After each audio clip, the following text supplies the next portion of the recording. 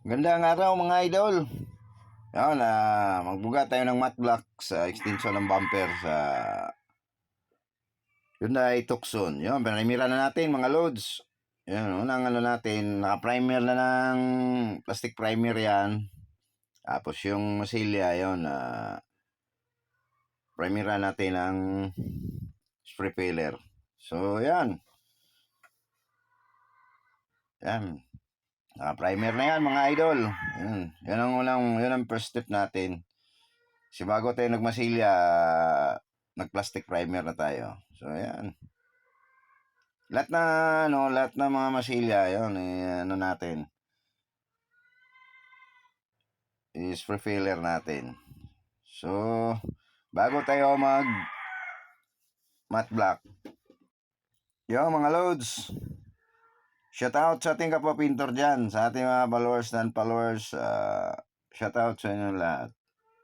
God bless you all mga idol. So, ayan, primer tayo. Ayan.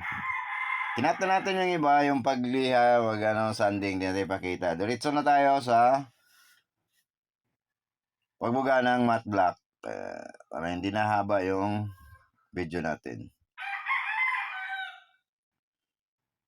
So, ayan mga idol. Ayan. Magbuga na tayo ng matte block. Ayan. Ayan, magandang preparasyon natin mga loads. Lahat naka-plastic buo yan para walang overspray yung buong katawan. So, ayan mga loads. Ayan. Parang makintab lang siya tingnan, pero pag tuyo yan, magmamat na yan. Ayan.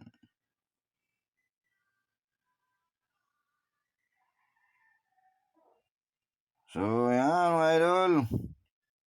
Yan, lahat na i-matte block natin. Tapos na yung body color niyan, matte block na lang yung minugahan natin. Yan, pati ilalim, yan, singit.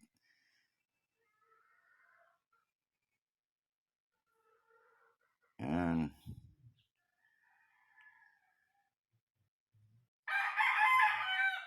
So, yan mga loads, nangangalahati na tayo.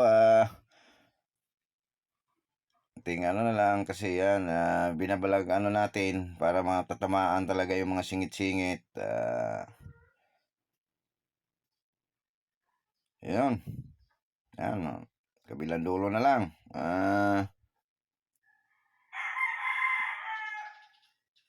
So, yan mga loads. Saan tayo? Sa kabila naman tayo. Yan, dulo. Yan, pati yung ilalim, mga singit.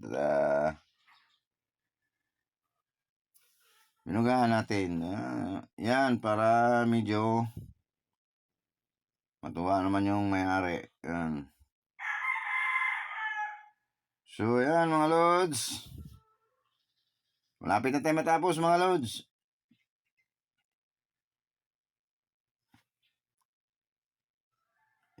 Yan, matapos na tayo mga idol. So, yan. Yan, lahat ng mga kasingit-singitan, binubugahan natin. Yun, thank you for watching mga idol.